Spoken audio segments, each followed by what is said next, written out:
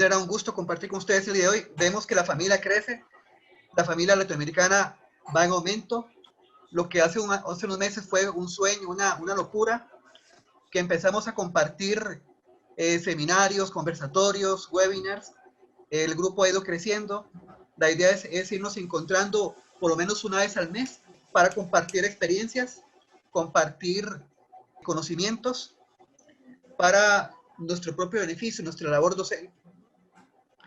El webinar de hoy va a estar dirigido por Silvia González. Invito a Marcela Carrizo, para que haga la presentación de Silvia. Buenas tardes a todos. No sé si me escuchan bien. ¿Me ponen un dedito? Perfectamente. Perfecto. Bien, bueno. Perfecto. Gracias. Bueno, un placer. Bienvenidos a todos a lo largo y a lo ancho de nuestra América Latina. Como les decía Harold, la verdad que este sueño, bueno, va creciendo y ustedes forman parte del mismo. Para mí es un placer hoy presentar a Silvia Susana González, que va a ser nuestra ponente. Silvia es doctora ABD en Educación Superior por la Universidad de Palermo, profesora egresada de inglés del Instituto Superior de Profesorado Dr. Joaquín Víctor González, profesora para la enseñanza primaria. También es neuropsicoeducadora acreditada por la Facultad de Medicina de la UBA. Es fundadora de la Fundación Universidad San Guillermo de Orange y fundadora del Colegio Bilingüe Internacional Orange Day School en Buenos Aires. Autora de libros de literatura infantil, entre los cuales se encuentra la serie de Mistofelis Viaja en el Tiempo, y libros para la lectoescritura como Fonimanía, Aprender a leer con los 5 sentidos. En la actualidad, Silvia se desempeña como directora general del Colegio Orange Day School y presidenta de la Fundación Universidad de San Guillermo de Orange. Silvia, la audiencia es toda tuya para tu presentación. Muchísimas gracias. Bienvenidos a todos. Debo decir que este sueño de formar el foro de escuelas latinoamericanas hace mucho que está presente. Voy a decir que entre todas las desgracias del COVID y del confinamiento y de todo, algo positivo ha sido que hemos tenido un poco más de tiempo para dedicarnos a organizar alguna de estas cosas. Y ciertamente no hay que buscar siempre lo positivo en todo. Bueno, por lo menos así soy yo. Nos permite estar a todos juntos hoy, porque la posibilidad de tener webinars ha hecho que estemos, por un lado, muy separados, pero por otro lado, muy unidos. Así que me pone muy feliz estar con mis hermanos latinoamericanos y compartir este seminario con ustedes. Voy a compartir pantalla ahora para comenzar con la presentación. Y comenzamos con Latinoamérica para el mundo. Este es el primer encuentro del Foro de Escuelas Latinoamericanas para el mundo. Y nos parece sumamente importante, porque en realidad muchas veces nosotros los latinoamericanos nos incorporamos a otros proyectos que no son puramente latinoamericanos. Y ciertamente los adaptamos, pero no están hechos a nuestra medida, y esa era una de las cuestiones fundamentales que nos preocupaban a una serie de colegios que estamos aquí en Latinoamérica. ¿Cuáles son los objetivos del foro? No voy a hablar de los objetivos de este seminario en particular. Los objetivos del foro en general van a ser representar a la cultura latinoamericana y a las potencialidades académicas que nosotros tenemos frente al mundo. Porque no sé si a ustedes les habrá pasado que pareciera como que Latinoamérica no es tan importante, como que no tenemos demasiadas cosas para brindar al resto del mundo, y entonces me parece muy importante que comencemos a resaltar nuestros potenciales académicos y que demostremos el potencial cultural que tenemos. También elevar nuestro nivel cultural. ¿Y cómo vamos a hacerlo? Vamos a hacer parecido a los médicos. Vieron que la medicina avanza según lo que van descubriendo. ¿Por qué? Porque lo comparten con toda la comunidad. En educación yo voy a proponer que hagamos lo mismo. Que vamos a empezar a compartir nuestras buenas prácticas áulicas. con ejemplos no teóricos, sino con ejemplos prácticos. ¿Qué hacemos? ¿Qué nos funciona? Y esto lo vamos a compartir entre todos los países de Latinoamérica. Vamos a organizar en este foro proyectos de cooperación mutua. No vamos a poder estar, tal vez, todos los colegios unidos, pero seguramente vamos a poder hacernos amigos de otros colegios latinoamericanos y trabajar con nuestros alumnos en una cooperación. Y lo fundamental es formar ciudadanos internacionales. Y voy a decir aquí, lo primero es unirnos como latinoamericanos, y lo segundo es formar a nuestros niños latinoamericanos para que se incorporen en el resto del mundo. Vamos a comenzar bien de atrás, un poquito de prehistoria. ¿Y por qué voy a hacer esto? Porque voy a comparar al hombre de Neandertal con el Homo sapiens. Estas dos especies convivieron. Es más, convivieron y se mezclaron. ¿Quién era más poderoso? El Neandertal era más poderoso, era más fuerte, más robusto. Podía soportar mejor las diferencias de temperatura, podía cazar solo. Así que de hecho el Neandertal tenía, como un buen tigre, digamos, muchísimas posibilidades. El Homo sapiens no tanto. Su cerebro era diferente, de una forma diferente. ¿Y cuál era la diferencia? Tenía desarrollado el lóbulo prefrontal. Yo les cuento a ustedes. El lóbulo prefrontal se termina de desarrollar a los 25 años.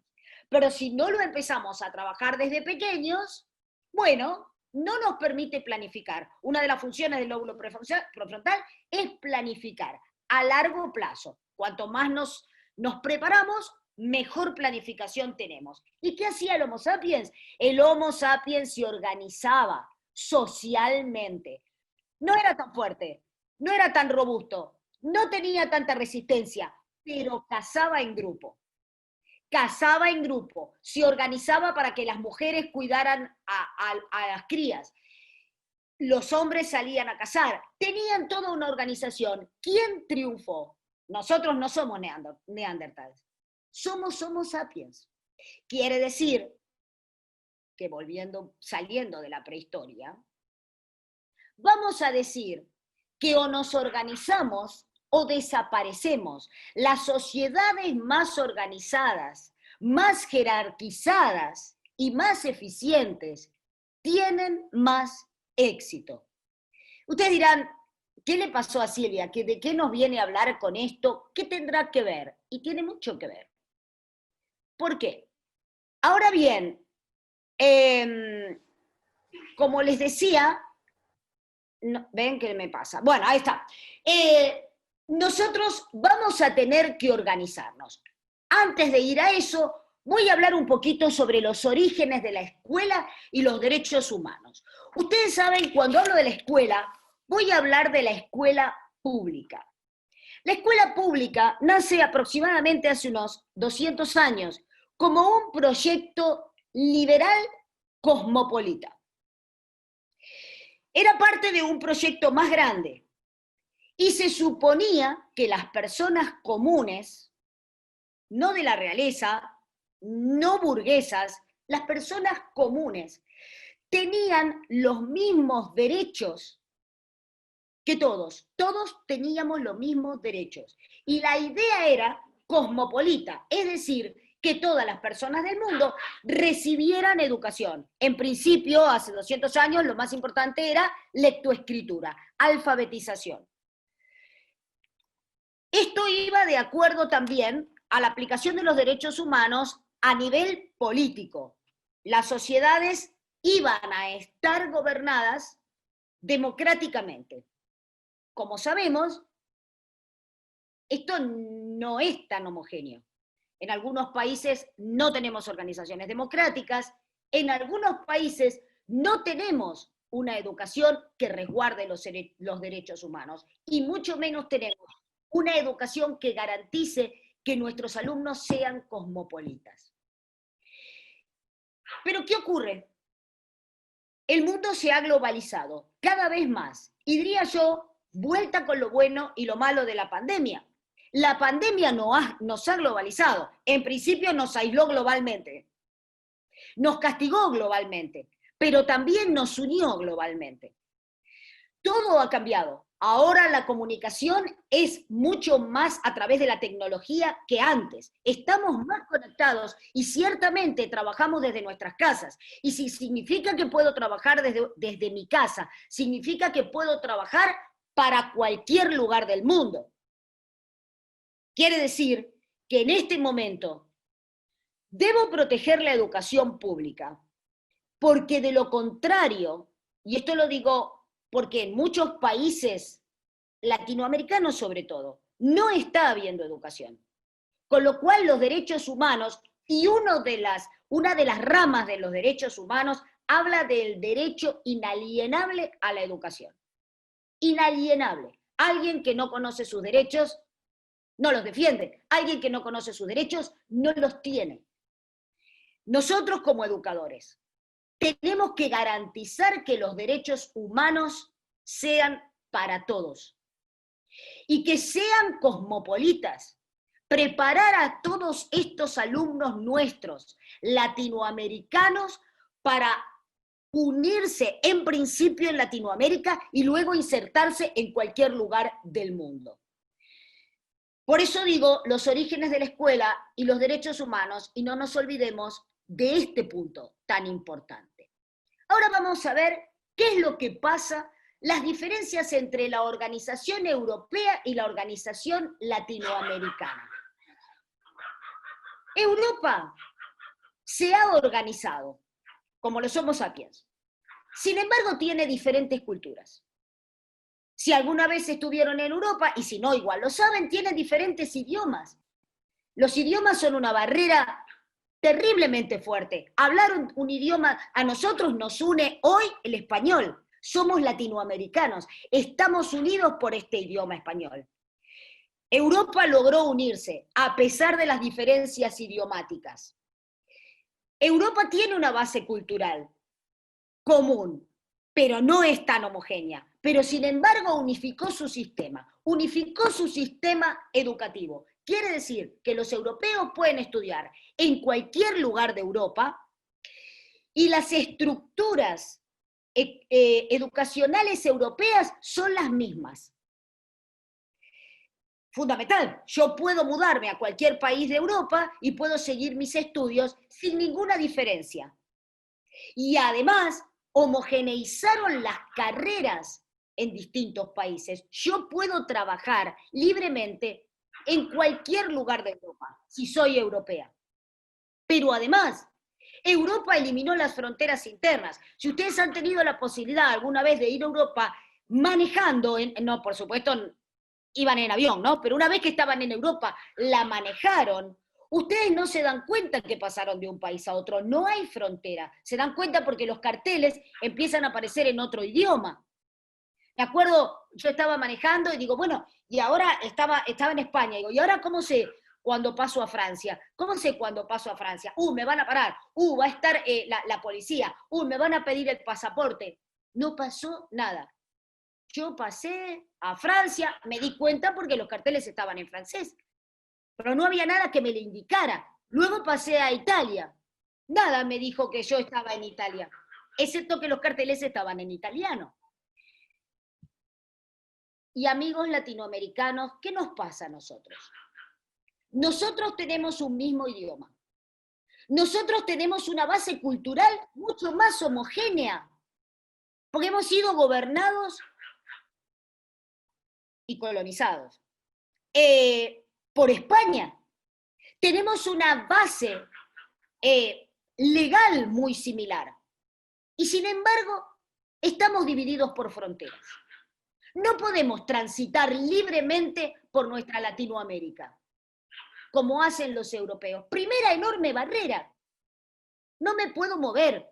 Si fuera en auto o si fuera en cualquier otro medio, tengo que presentar mi pasaporte para ir a cada lado. No, yo estoy dividida en Latinoamérica. No tenemos un mismo sistema educativo, no se llaman igual los niveles, no tenemos el mismo sistema de calificación, no tenemos la misma estructura ni la misma validación en toda Latinoamérica. Enorme dificultad. Hermanos latinoamericanos, estamos divididos en este aspecto. Y además, no hay proyectos de homogenización laboral. Es decir, yo no puedo ir a trabajar a cualquiera de sus países tan libremente. Voy a tener que obtener la ciudadanía de cada país para ir a trabajar.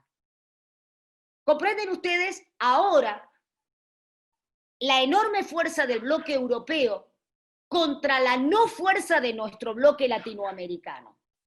Y es por eso también esta intención de unirnos. Nosotros no vamos a hacer política, pero sí podemos unirnos educativamente.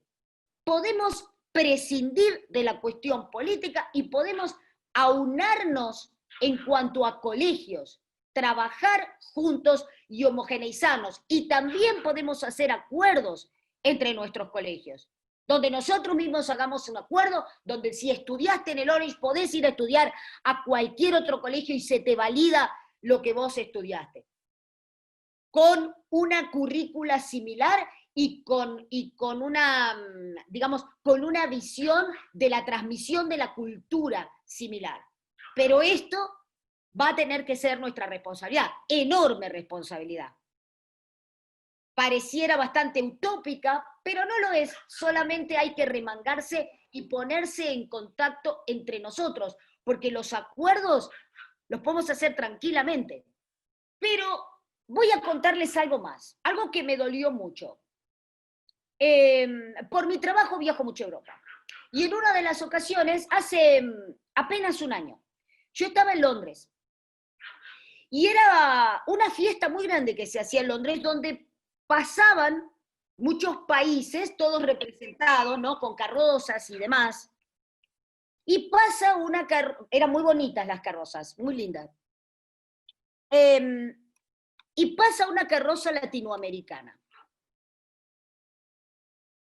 Y yo me sentí muy triste, porque en todas las carrozas, que además eran muy lindas, se mostraban muchas cosas interesantes culturalmente y de valor.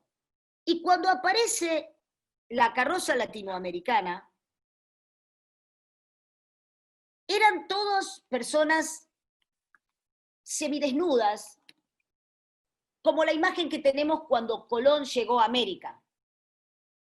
Y no reniego de eso, porque es parte de nuestra cultura, la cultura indígena latinoamericana, pero creo que si bien la respetamos y la defendemos, tenemos que mostrar nuestros valores culturales actuales, nuestros premios Nobel, de todo tenemos. ¿Por qué solamente presentarnos como los indígenas que éramos? Y teníamos una enorme cultura indígena, pero no estamos ahí. Alguien que viene a Latinoamérica no se encuentra con eso. Esas son nuestras raíces y está buenísimo, pero de esa forma no logramos competir con el resto del mundo. Entonces, nosotros nos tenemos que preparar para realidades desconocidas a nuestros alumnos. Van a tener que enfrentarse a tecnologías diferentes, a trabajos diferentes, a los desafíos por venir. El COVID fue un desafío de golpe. Si alguien no estaba preparado, tuvo que aprender un montón de cosas que no las sabía para sobrevivir, para carreras inexistentes. Una cosa muy importante es que pocas personas programan, pero si todo va a estar tan pendiente de la tecnología, necesitamos más programadores. ¿Por qué no capacitar a nuestros alumnos en esto? ¿Y por qué no capacitarlos para un mundo sin fronteras? Para lograrlo, vamos a tomar a ver si se queda, vamos a tomar una teoría que la vamos a llamar la teoría de las competencias globales. Ustedes vieron que nosotros podemos organizar nuestra currícula por contenidos o por competencias. ¿Vamos bien? ¿Me levantan los dedos y vamos bien para arriba, así más o menos, para abajo? ¿Bien? Ok. Competencias globales. Vamos a armar nuestra currícula de competencias globales con este marco, porque no es posible que un solo maestro que le guste esto que yo estoy diciendo, quiera aplicarlo solito, aislado en su colegio. Va a tener que lograr aliados y va a tener que reorganizar su escuela y va a tener que lograr trabajar con las competencias globales, y una buena estructura es el marco de las 3A. Afectividad, academia y acción. Sobre esta estructura, afectividad, academia y acción, vamos a comenzar con la primera. La primera es afectividad. Y cuando hablo de afectividad, voy a hablar de cultivar la tolerancia de las diferencias culturales. Acá voy a pasarme y les voy a preguntar, ¿qué es lo primero que ven? El guisante naranja, ¿no? ¿Por qué? Nuestro cerebro está preparado para ver lo diferente. ¿Por qué? Si ustedes tuvieran que comer estos guisantes, ¿comerían primero el naranja? ¿O el naranja, por las dudas, lo dejan aparte? No espero mucho la respuesta, pero ya sé, yo si me das esto de comer, la verdad, te como todos los verdes. El naranja lo dejo a un lado, porque mi cerebro me dice, ojo Silvia, lo distinto es peligroso. Lo distinto es peligroso. Hace 150 millones de años, nuestro cerebro era el mismo que es hoy. Sorpresa. Hemos evolucionado, y nuestro cerebro resulta, me va a volver loco esto, y nuestro cerebro es el mismo. Entonces, ¿dónde vivíamos? Vivíamos en la sabana, vivíamos en la selva, todo lo demás.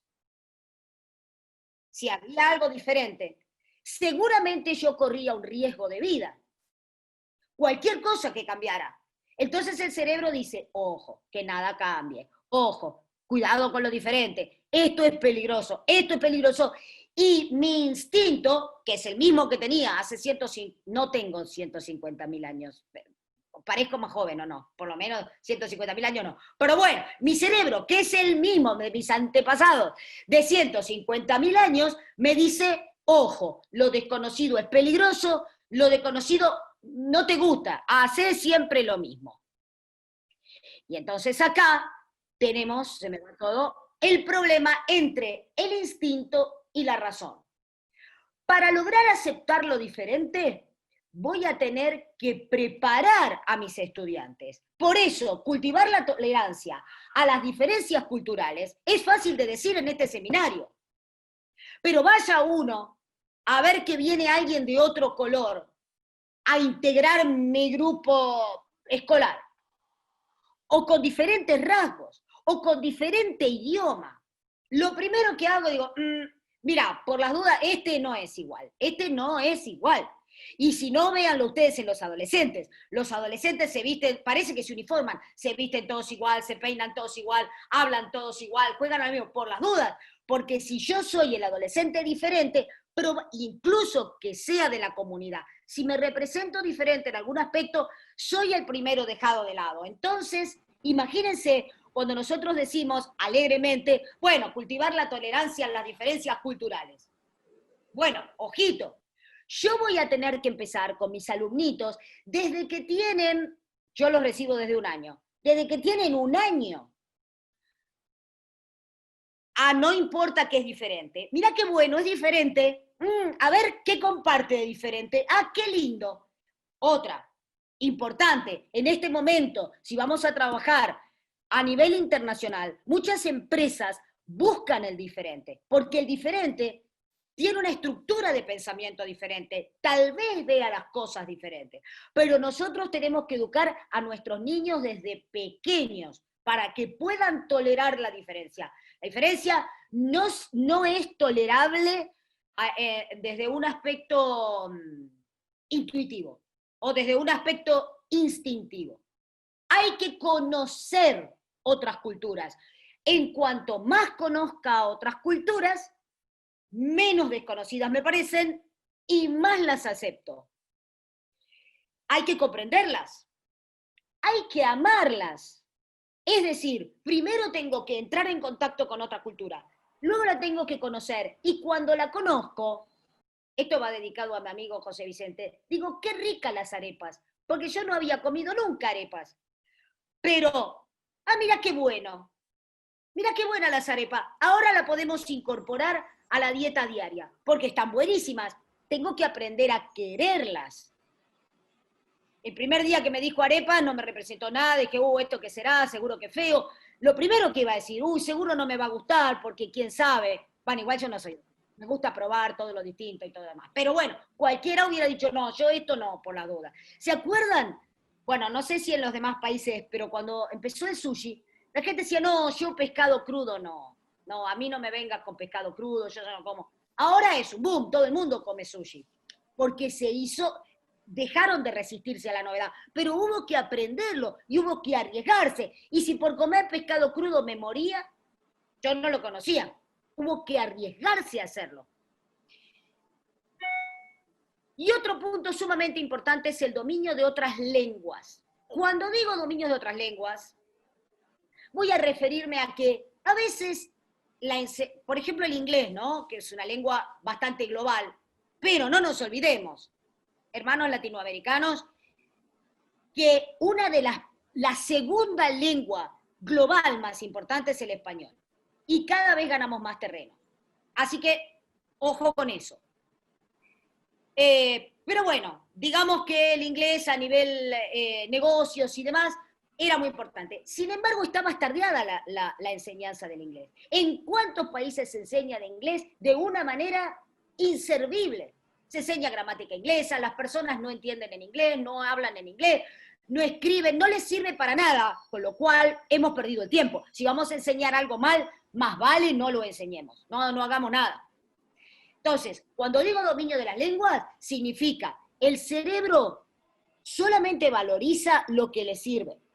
Si a mí me vas a enseñar a hablar en inglés, tengo que hablar perfecto inglés y tengo que entender perfecto inglés. Y si vas a hablar en francés, tengo que hablar perfecto francés y entender francés y escribir francés y leer francés y amarlo y ver la literatura y todo lo demás, y así con todos los idiomas. Así que quiero hacer esta salvedad con el dominio de otras lenguas. Cuando digo dominio, digo dominio. Digo prácticamente un bilingüismo, porque si no, no me sirve. La siguiente A es la acción. Es la necesidad de ponernos en contacto con otras culturas. A ver, yo hago lo que puedo en mi escuela para ser internacional, pero si yo no estoy en contacto verdaderamente con personas de otra cultura, es ficticio. Debo invitar a personas de otras culturas para que vengan a compartir en mis aulas, y si no pueden compartir como ahora, las invito por Zoom. Tengo que, en la medida de lo posible, empezar a viajar a otros lados. Esto también nos va a servir, hermanos latinoamericanos, para que nosotros hagamos acuerdos, para que alumnos de sus escuelas vengan, ejemplo, a Buenos Aires o a Mendoza, y para que nosotros podamos ir a visitarlos a su país. Porque el hecho de estar en contacto con las otras culturas nos hace realmente comprenderlas y amarlas. Hay que generar proyectos interculturales. Todos tenemos mucho para compartir. Ustedes no saben muchas cosas de la Argentina y los argentinos no sabemos nada de todos los latinoamericanos. Y cooperar con otros colegios de otros países, verdadera cooperación. Vamos a hacer un proyecto juntos y cooperamos de verdad. Y la última A, es la A de la academia.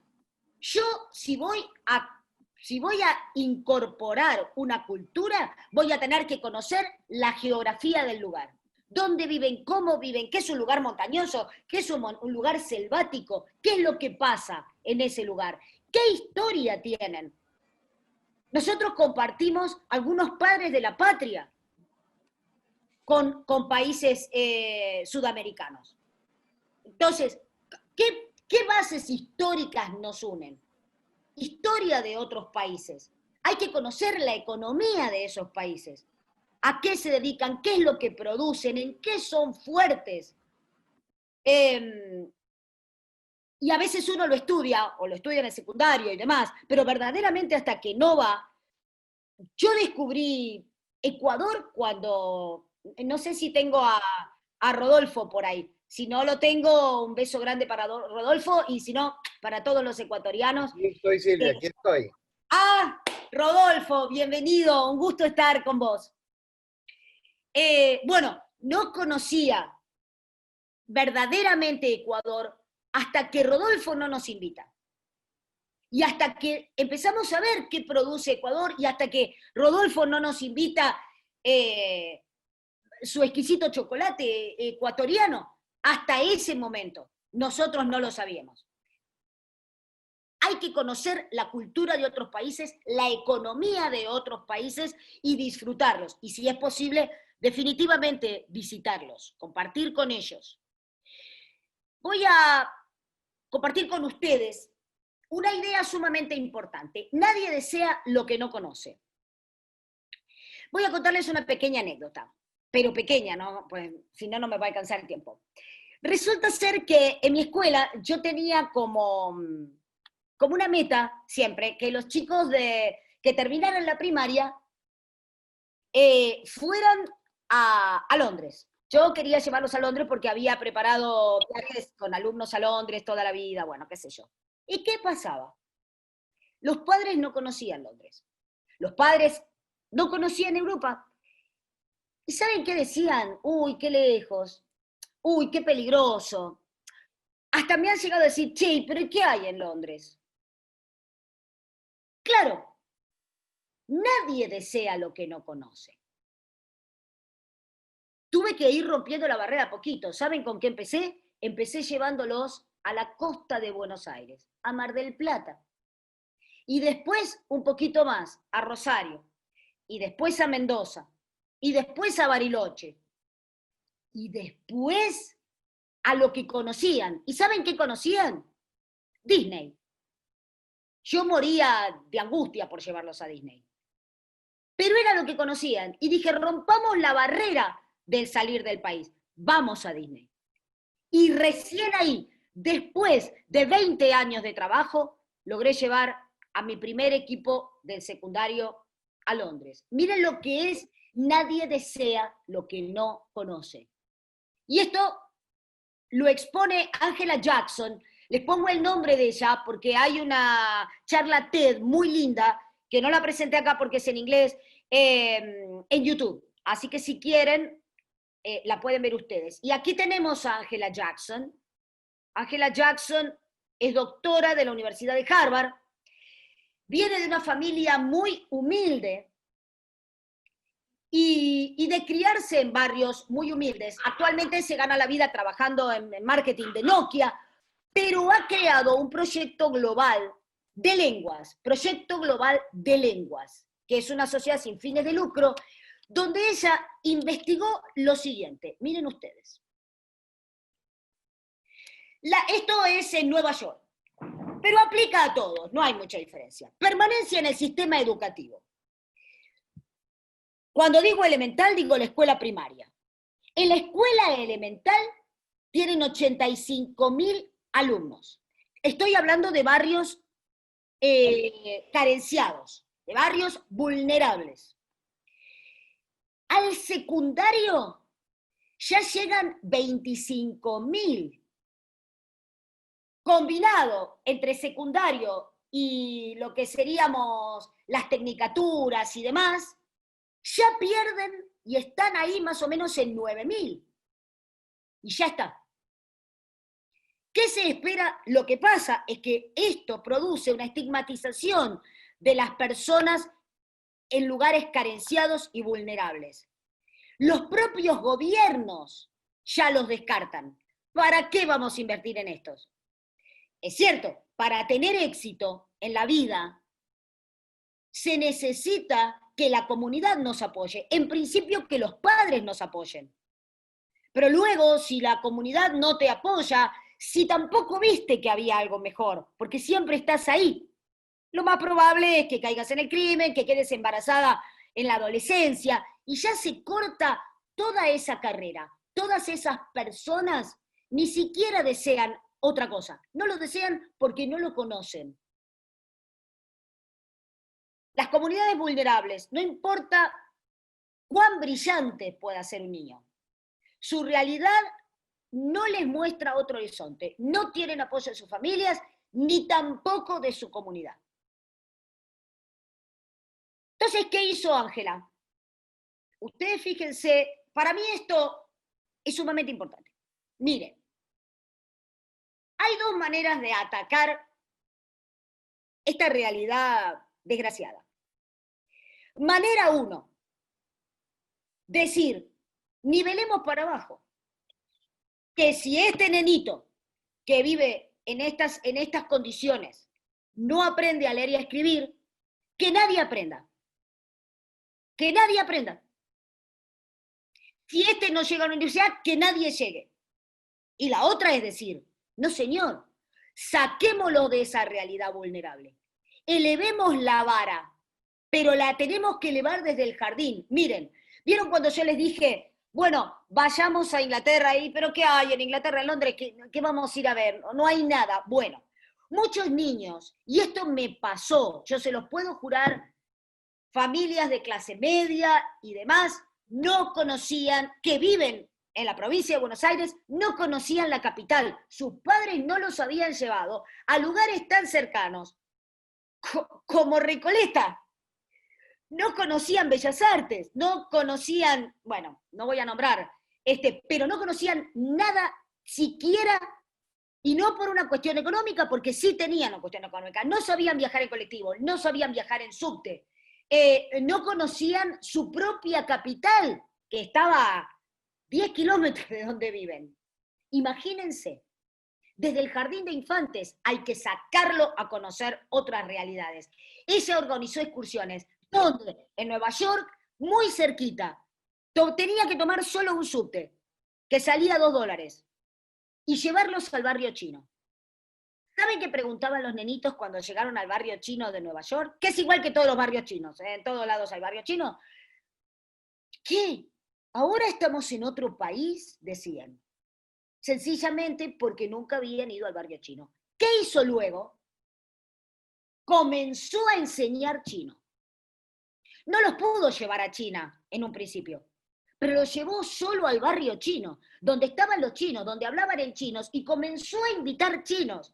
No era otra tontería que aprendieran mandarín, porque el mandarín, la verdad que a nivel de negocios, es sumamente importante.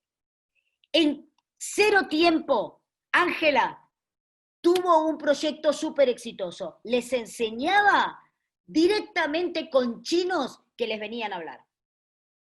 Pero empezó desde chiquitos, porque si no, ya la estructura del cerebro estaba tan cerrada que era mucho más difícil romperla y darle ganas de que conocieran otras cosas. No solo eso, sino también porque contaban con la resistencia de sus padres. Si alguien le hubiera dicho a estos chiquitos de estos barrios tan vulnerables, ¿se te va a ocurrir enseñarles a hablar en chino? Sí. Y con eso, esta gente logra trabajos impresionantes a nivel universidad. Necesitamos trabajar sobre estructuras organizadas.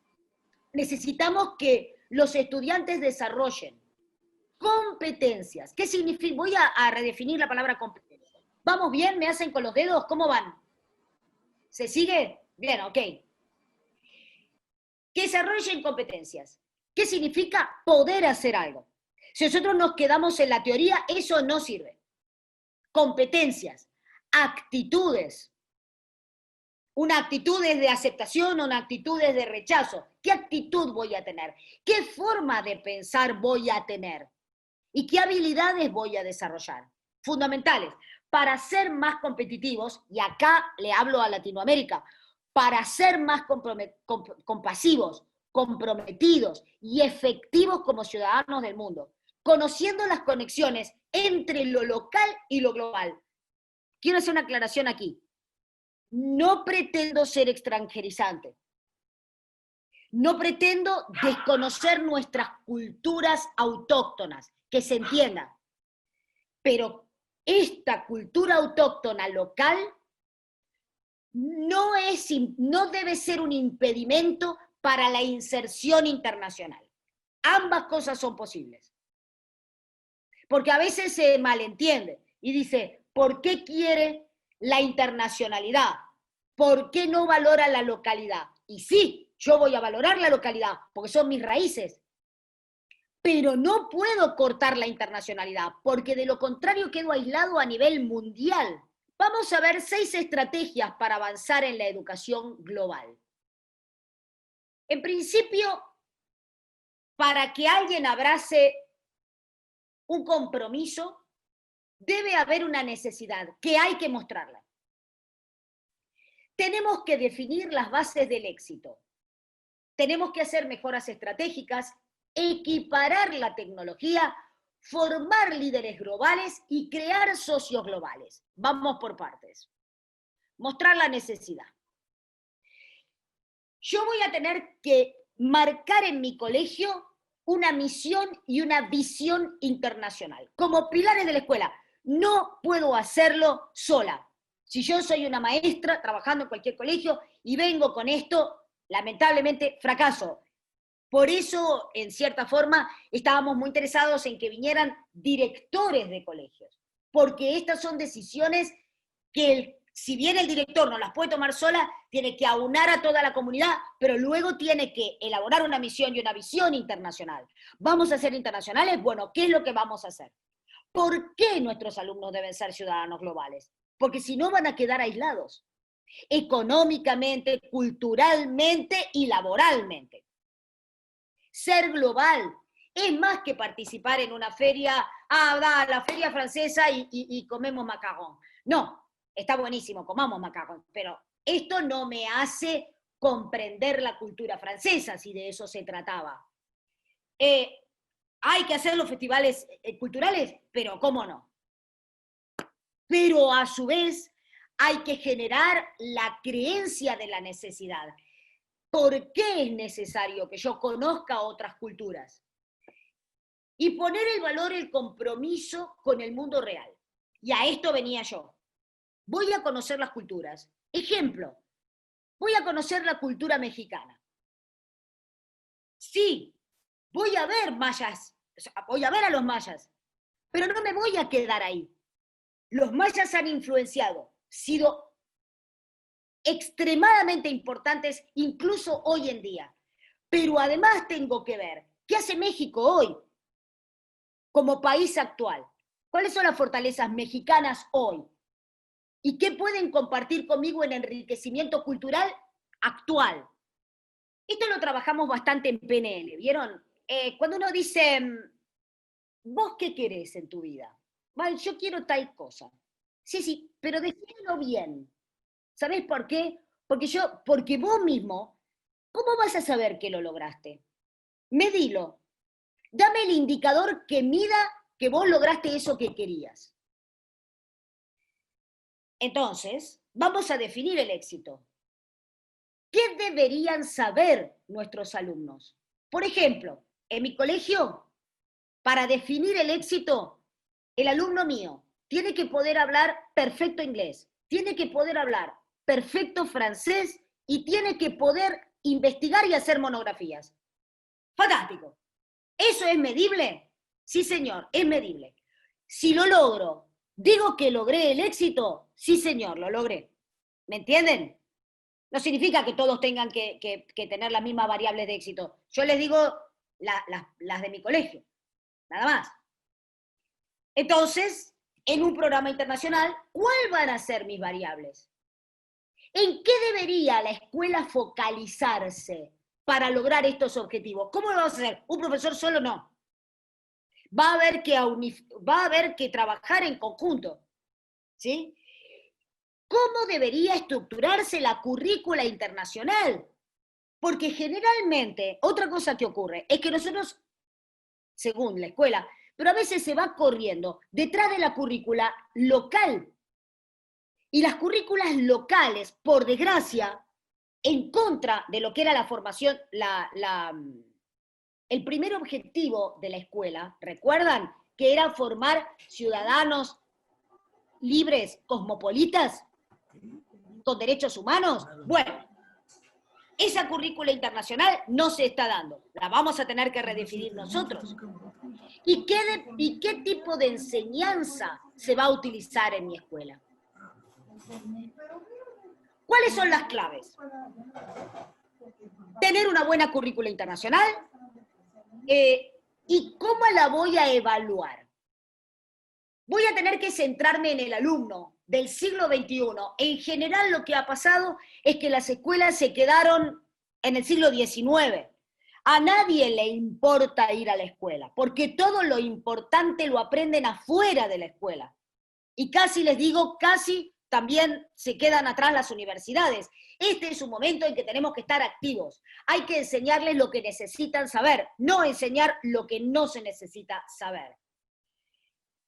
Ya no me sirve una sola medida para todos. ¿Voy a tener que dar conocimientos en común? Sí, pero voy a tener que definir cuál es la fortaleza de cada uno de mis alumnos. Lo voy a tener que hacer y para eso voy a tener que entrenar a mis profesores. ¿Cuál es la fortaleza de este chico? Voy a poner un ejemplo de argentinos en este caso. Voy a poner a dos argentinos importantes. Favaloro como cardiocirujano y voy a poner a Messi como jugador de fútbol.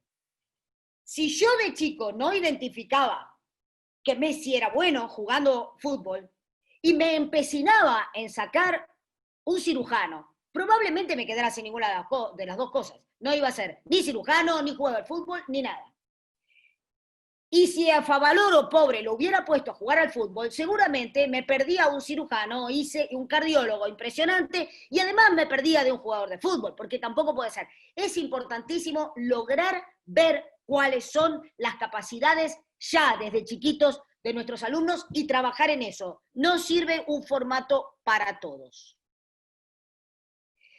Vamos a tener que equipararnos con la tecnología. El acceso a la información es global. Cuando digo equipararse con la tecnología, quiere decir no puedo ignorarla más. Voy a tener que incorporarla a mis clases. Yo puedo dar mis clases, partes presenciales cuando se abra la escuela y puedo ampliar con tutorías a distancia. Pero voy a tener que ampliar. En vez de dejar de lado el teléfono, lo tengo que incorporar. Tengo que incorporar el teléfono, tengo que incorporar la computadora, tengo que incorporar la programación. Debo hacerlo. Y si no está en mi currícula nacional, lo deberé hacer yo como colegio. Hay que generar aquí un ADN de la comunidad escolar, donde ya no sea, donde ya no sea opcional esto de somos internacionales o no. Bueno, lo hago este año, pero el año que viene no. Tiene que ser parte del ADN de la escuela. Y tenemos que determinar quiénes van a ser los líderes que motiven y promuevan este liderazgo distributivo. ¿Por qué lo digo esto? Porque hay varios tipos de liderazgo, que ahora no voy a meterme en esto, pero hay liderazgos verticalistas, donde se hace lo que yo digo porque yo lo digo. Y todos los demás obedecen. Pero cuando yo empodero al otro, es decir, marco la misión, marco la visión y luego empodero a los demás, ese es un liderazgo distributivo. Entonces, todos pueden buscar soluciones para llevar esta misión y esta visión de la escuela adelante. Ojo con el liderazgo distributivo, porque en realidad empodera y motiva de por sí. Necesito encontrar coequippers. Yo no puedo volverme global sola. Por esto formamos el Foro Latinoamericano. Yo necesito que otros trabajen por fuera conmigo y con mi comunidad. Tenemos que desarrollar los ciudadanos entre todos, pero si van a ser ciudadanos internacionales, tengo que estar en contacto con los internacionales. Tenemos que explorar las plataformas tecnológicas de la escuela para que no sea siempre necesario viajar al lugar, aunque en cuanto podamos, tenemos que hacerlo. Y tenemos que identificar colegios dentro de nuestros países y fuera de nuestros países, y universidades dentro de nuestros países y fuera de nuestros países, con las cuales podamos hacer proyectos en común. ¿Y qué timing? ¡Qué suerte! Que estoy terminando en tiempo y forma. Y yo voy a proponerles, mis amigos latinoamericanos, como primera herramienta de unión, porque vamos de lo más emocional a lo más racional. Comenzar con el arte como primer elemento de unión entre culturas. Porque el arte, y cuando digo arte, en este caso estoy mostrando un arte visual, ¿cierto? Pero cuando hablo de arte, puedo hablar de literatura, puedo hablar de música, por supuesto de escultura, de pintura. Cuando hablo de arte, el arte de por sí enamora. Y es universal, cada uno en su forma. El arte es un elemento de unión muy fuerte y me gustaría proponerles nuestro primer proyecto latinoamericano con escuelas. Ustedes van a poder ponerse en contacto con nosotros y ver con qué escuela empiezan a participar, pero la idea sería, o tal vez entre todos los que estamos acá, si desean hacerlo, una muestra latinoamericana de arte, donde los alumnos de sus colegios puedan tener una producción y podamos compartirlo en un encuentro, invitando a muchas más escuelas. Yo les voy a dejar esta propuesta como para llevar esto a la práctica. Las escuelas de Latinoamérica deben estar unidas para el mundo. Yo cuento y agradezco su compromiso. Confío en que vamos a hacer una labor de calidad y también confío en que vamos a tener una vocación internacional. Les agradezco muchísimo de haber participado el día de hoy. Es un honor haber podido comenzar nuestra primera conferencia dentro del Foro de Escuelas Latinoamericanas para el Mundo. Debo agradecer enormemente a toda la gente que estuvo trabajando, a Marcela Carrizo, a Harold Molina, que gracias a él que nos ha facilitado este Zoom que es de su escuela. Yorkin, muchísimas gracias. Harold, a Belén, que estuvo trabajando un montón con las inscripciones, a Alina Bontempo, que también nos ayudó con la gráfica de la promoción. Voy a agradecerle un montón a Rodolfo, tenemos medio Ecuador acá con nosotros, gracias a él, y a todos los que decidieron participar y ser artífices de este foro de escuelas latinoamericanas, que es un sueño que se ha hecho realidad en el día de hoy. Muchísimas gracias. Los invito a nuestro próximo encuentro, que va a ser el miércoles 28 de octubre a las 19 horas. Va a estar a cargo de la magíster Marcela Carrizo, va a dar neuroliderazgo en tiempos de COVID, transitando el camino hacia una reconstrucción personal. Y un gran aplauso para todos. Muchísimas gracias por haber participado. Espero que lo hayan disfrutado y que esta sea una unión para siempre entre todos los que estamos aquí. Muchas gracias.